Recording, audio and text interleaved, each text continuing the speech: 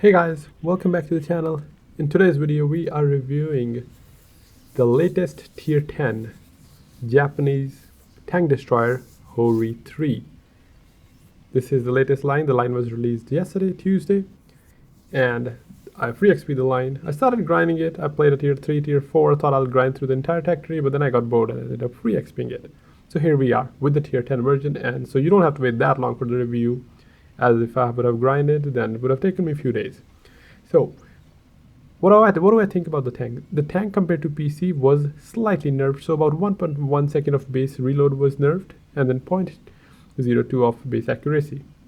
So all in all, I played 10 or 15 games in the tank, and it's average. It's better than some TDs, but again, talking about tech tree tanks, nowhere close to 268 E4 or even 263. However, I did enjoy this tank better than Minotauro, just because the mobility is enough for me to make it bearable to play.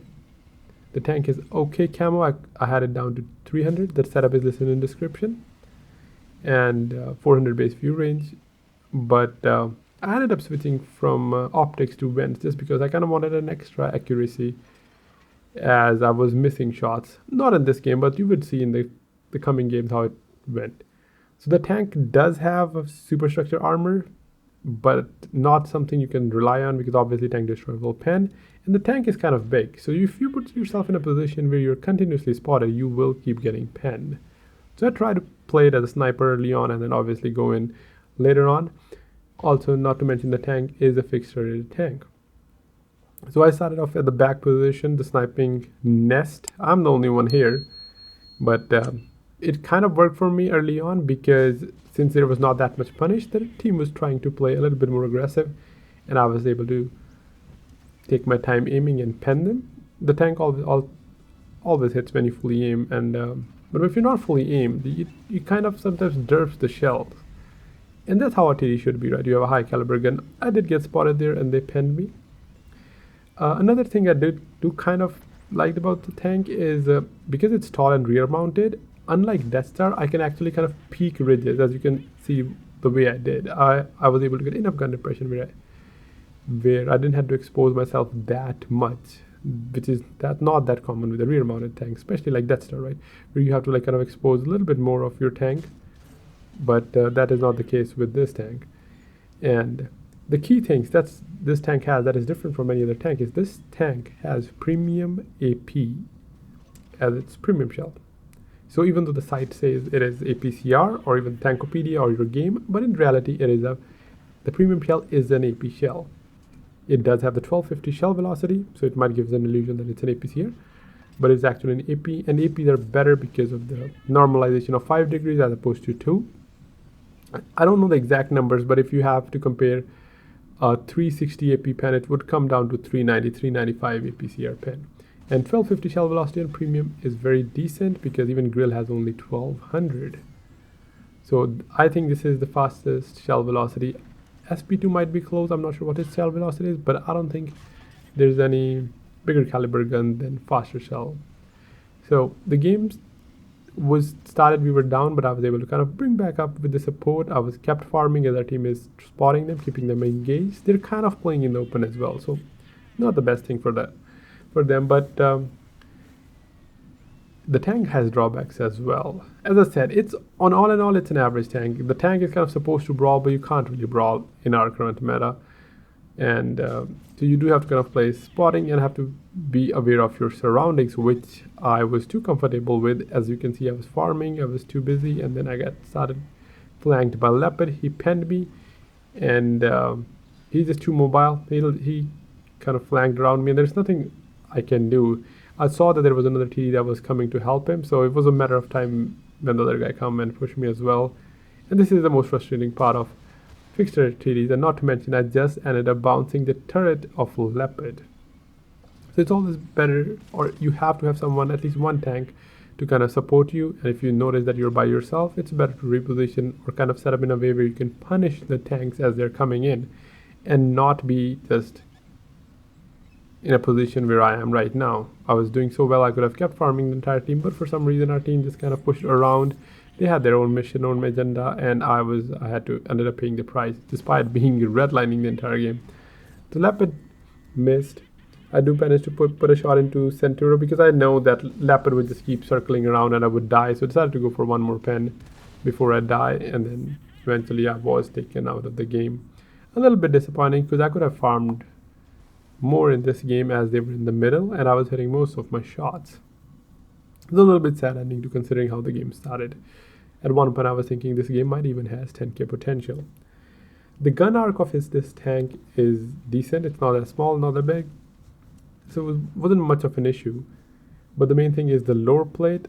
So if you kind of expose your lower plate a little bit too much, you will obviously get penned. As I said, the camo is 300, which is okay, where you can outspot the heavies, but a good medium player will end up outspotting you. So now that the second game where I'm in liveoaks and kind of learned from my mistakes, I decided to again go to the right side. This was a salt map. For some reason I keep getting assault in liveoaks. I decided to play a corner where I won't get flanked. I can see them coming in, also because the map kind of allowed it. And I had another tank with me, a couple of tanks that will be providing vision for me. So I decided to just sit on tracks and let the gun do its work. As I said, even both the games, or actually all the three games that I will be reviewing today, are showcasing I had optics instead of vents, but I then did end up switching to vents because you'll see the derps. Like this game I had a couple misses, but in the next game you'll see even more. And when it comes to the pen, as well as the combination of pen and shell velocity, as I was saying, I think that's the highlight of this tank. But the hull arc kind of limits its usability. So as I say, that is the case with any fixer tanks. You can't play aggressive early on. You can't, because that's how the casemate TDs are designed. You're supposed to be careful early on, as there are 15 tanks. That means could be potential 15 angles, and especially when you can't really side scrape that well, and the chance of you getting pushed is also very high, as you saw what happened in the last game. So Highlander peaked. I kind of missed that shot. Another thing which I noticed while playing this position is there are trees in between me and these tanks, even though they're just a couple blocks away. But when I fire, I will not get spotted. So these trees that they added, I don't think they existed before. They are very strong for someone who's playing in my position. I had dropped this tree as well, but those trees just made it kind of a super nest for me. As you can see, machine came, tried to push the super conqueror. A pen did not get spotted at all. Unfortunate for our super conqueror, as machine just decided to push. And then the second tank is also thinking about pushing. There is a little bit of bush in our way, that's why I didn't get spotted when I peeked, even though he was in my circle. But as soon as I fired, I was spotted, as there wasn't any second bush between me and the other tank. So down to 1400 damage. Did 1400 damage, and I see a grill right. I thought I'm fully aimed, I'll just fire, and I kind of missed that shot. I wasn't expecting that miss, and that was a disappointing, and one of the reasons I decided to get rid of optics.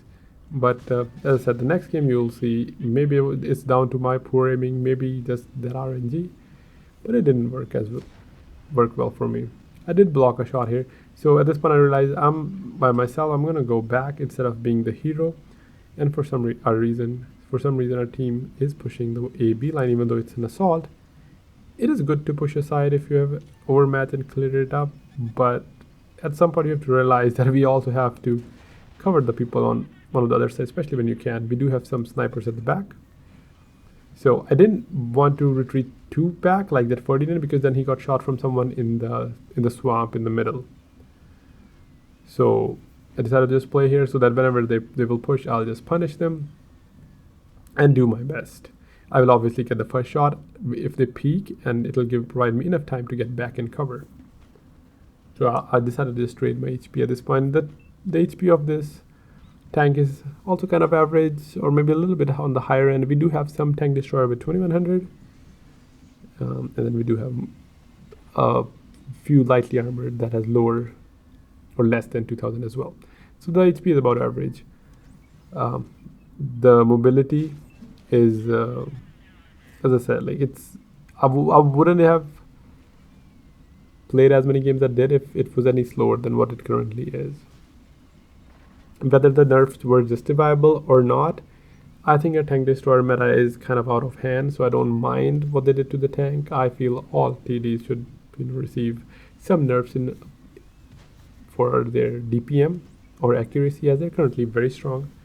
However, this was the tank that was chosen to be nerfed, especially when there are other tank destroyers like 268. They are just flat out better than this tank. So Tiger 2 was a little bit overconfident, just sliced through his upper plate. Highlander is now peeking. It took my time. Even if I take a shot, I know like it's a 5-second interclip for him, so I would be able to get back in cover. The reverse speed is decent as well for the tank. And he took the second shot. I was able to reload in time to put another shot into him. I should have waited for the reload because there was still a couple seconds ahead. He could have gotten back in cover. I do manage to pen him. T32 finished their light tank, and I took him out of the game as he was reloading. I7 is full health, and now since our team is in the middle as well, it was safe for me to get back or further back, as no one would have shot at me. I7 getting a little bit confident, as you can see, shot into the side which gets it on fire, and not so confident anymore. I knew I could take one shot, so I decided to just push him. Easy shot into his lower plate, low rolled a bit, 627.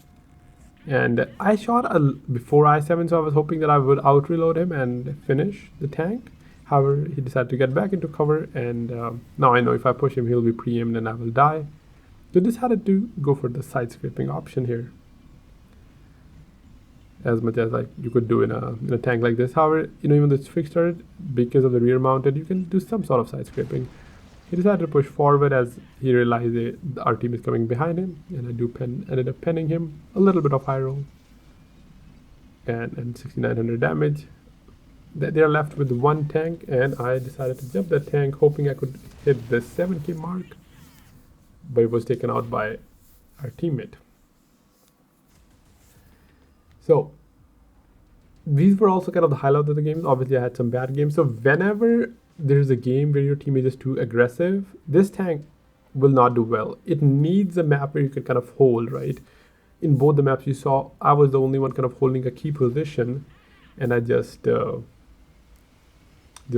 damage, right? If my team is just pushing that side and just deleting enemies, I can't play frontline. I will either lose HP, I can't really trade, right? The tank is tall. It's not like an I7 where it has less gun depression or a strong turret, or it can play it hull down like Chieftain. So the best scenario for this tank, like any rear mounted tank, even is slow games where you play in the back. You have an excellent gun to snipe most of the time, and you can kind of bounce if enemies like poorly aiming at your shot. You can always wiggle to increase your effective armor, but not too much, because then if you expose your side, you will get penned here. As you can see, the tank is pretty tall, but does have camo considering how tall it is, which is a good thing, because if this tank didn't have whatever camo it has now, then it would be unplayable, because it would end up just being a worse Yak Panzer. So we're in proc, one light tank, no artillery, and in this game, that gun just did not work. I was like super confused what's happening. As you will see, the light tank is spotting in the middle. Our team has like even spread, and they have decided to push 9-0 line. We do have some support over there. However, I'm just kind of redlining here, trying to waiting for type 5 to peak so I can pen him. Decided to move forward, thought maybe I have the one line. Type 5 is now peeking, took my time. I thought maybe I'll pen him and hit his gun. I thought I was going for the turret cheeks, but ended up hitting the gun. As I said, the pen is enough to go through Type 5's turret, I feel. I did have a great shot, but Bart decided to cross at the perfect time. And this is basically the story of this match as well. Type peeking again. I penned his side turret, which was angled, so I ended up bouncing that as well. Our E6, we do manage to finish E6. I do need the enemy team to peek. Basically, the currently only Type is peeking, and I'm struggling to pen him. Do ended up finally penning him. Hit his damage his gun as well this time. 737 damage. If there had like more tanks that are peeking, or if they were more aggressive on the 1 line, I could have farmed them, but their team is more aggressive on the 0 line, and they're defensive on 1 to 2, so not much I can do except just wait for this type to peek and try to pen him. Missed another shot.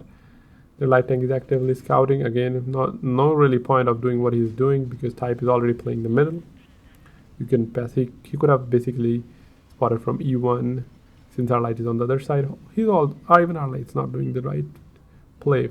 You know, you have proc, you are the only light. There's a huge potential. You don't have, like, at lower tiers, you can run around what you're doing because the players are not that experienced or the guns are not that accurate.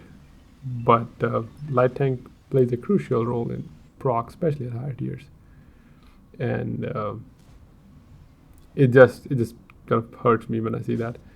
So he peeked again and showed me a little bit excessive side turret, and I ended up pinning him. 1400 damage, scores kind of even 12-13. However, we lost the 0 line. We did have like 2 tanks on the train tracks, 2 tank destroyers, but one of them decided to just leave, which I always don't understand, because that's the point when you farm, right? If you're in a position covering someone and the guy you're covering is getting pushed, you just basically farm whoever's pushing. But more often than not, I see players that just leave. The i7 also thinking about getting aggressive, but I have no shots onto him. Bar gets spotted in the middle. There is a window between the train cars, so waiting for him to retreat more, and I ended up penning him, and at 2000 damage. I do see there is a mouse that was pushing the train tracks, and it seemed he's proxy spotting and bounced the side turret. At this point, I kind of realized since it's not moving, maybe he went AFK, but it didn't really matter because you'll see what happened in the next few shots.